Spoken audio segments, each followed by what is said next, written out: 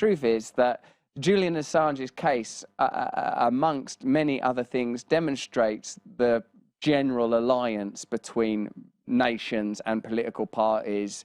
Clinton, Obama, Bush, Trump, like everyone basically has the same stance, and the use of the Espionage Act. Anyway, this stuff's covered pretty well in the conversation, but I think it's a good way of understanding lack of journalistic integrity, media censorship, collaboration between the government, between global governments and the media. So much is tied into that case, and also sort of the true nature of power. If you do something that genuinely disrupts the interests of the powerful, the response will be terrifying. No, here's the fucking news.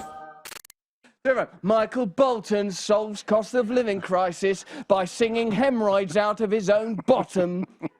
That's the news. No, here's the fucking news. I don't want to be tyrannised into dumbness by a state and centralised big tech alliances with the state that see me as an idiot and just want me to eat my mush, potentially in space. No, here's the fucking news.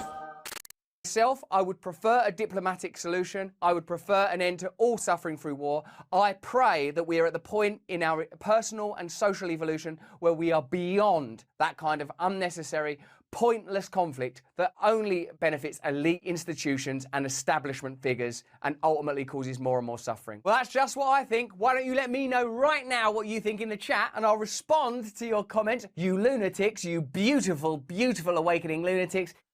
Hooded Claw. All people don't want war. Only our leaders want it. The US is really preparing for a long war. It's actually preparing for endless war in Ukraine, says Stephen Semler, co-founder of the Security Policy Reform Institute. Paying tax. But when you find out that in reality your tax, to the tune of $900 a year is going to corporate military contractors, so they're justifying foreign action. I'm not suggesting that's what's happening in the case of Ukraine, but certainly historically it's true.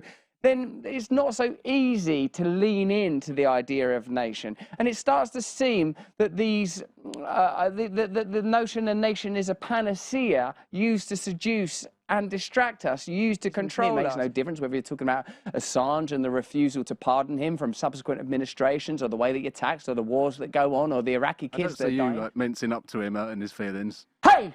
Dick!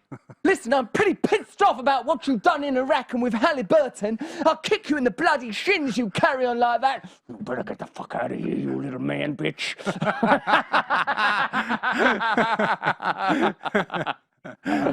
Well, we'll soon see, won't we?